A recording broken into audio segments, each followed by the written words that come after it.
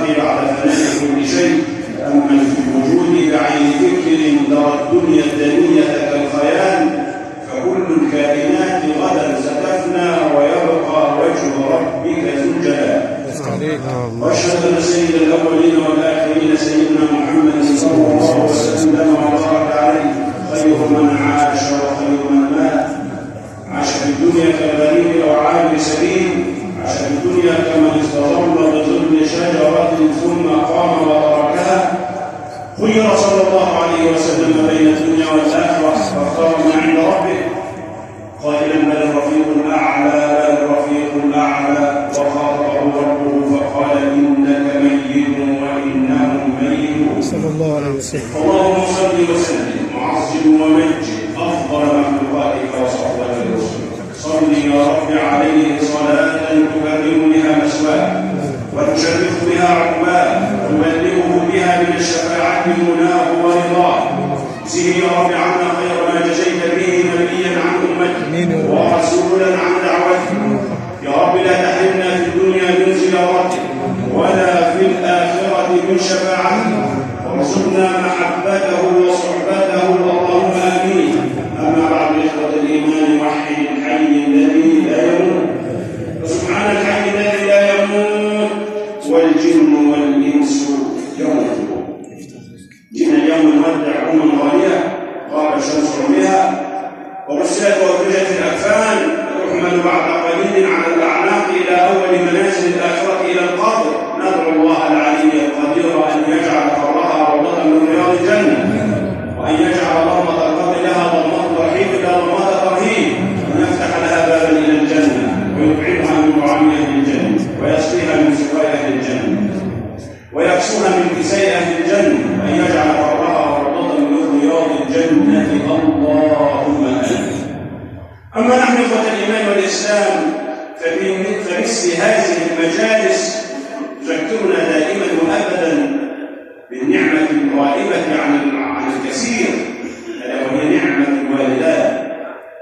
حينما يكون الله على الإنسان يرزقه الوالدان صالحان يعلمانه أمور دينه، ومن تمام نعمة الله أن يبارك في أعمال الوالدان. يمد في عمره يقول لك أبو يعلم أن يحمد ربنا وخر ساجدا لله عز وجل. أمي عبد السبعين حيث يحمد ربنا أنك تنال دعوتها كل يوم. لما يعز بالله تقول ما بنشوف ليه كفايه كده حاشا لله تعيش ببركاته. إن أجل نعمة على الإنسان أن ينال دعاء الوالدين، ولم لا؟ وقد قرن الله حق الوالدين بحقه سبحانه، وقال ربك ألا تعبدوا إلا إياه وبالوالدين إحسانا. ثم لم يكتف الحق بذلك، بل ليرفع شأن الوالدين أكثر وأكثر، قارن شكره بشكره. يعني تعبدني وتبر والديك، وكمان يا رب وتشكرني وتشكر والديك. لا اله الا الله. ووصينا الانسان بوالديه حملته امه وهنا على وهن وفصاله في عامين ان اشكر لي ولوالديك. يعني تقول الحمد لله والشكر لله، وتروح لابوك وامك تقول لهم كل يوم كل لحظه كل دقيقه جزاكم الله عني خيرا، اللهم بارك في اعمالكم، ادعو الله ان يجزيكم عني خير الجزاء، وتظل تشكرهم وتدعو لهم حتى بعد رحيل. صلى على رسول الله. ولم لا؟ فالهناء كل الهناء والسعاده كل السعاده لمن بر والده، والهناء كل الهناء لمن يرحل والداه وهما عنه راضيان.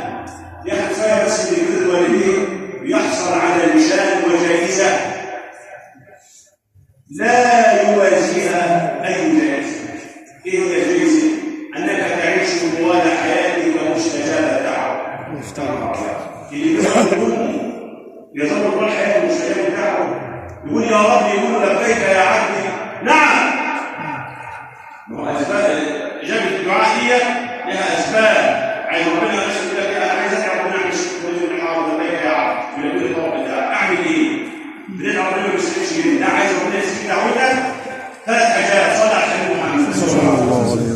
أول شيء بر الوالدين. بر الوالدين وهو الوقت دليل على ذلك. بر الوالدين يقول يا رب يقول لبيك يا عبد. طب تاني حاجة عشان ربنا يسلم دعائي كل الحلال أو أطعم بطنك الحلال بدليل قول الحبيب محمد يا سعد أطعم مطعمك تكن مستجاب إيه؟ دعوة. وكمان واحدة ثانية إيه؟ المسارعة في الخيرات. يبقى البر الوالدين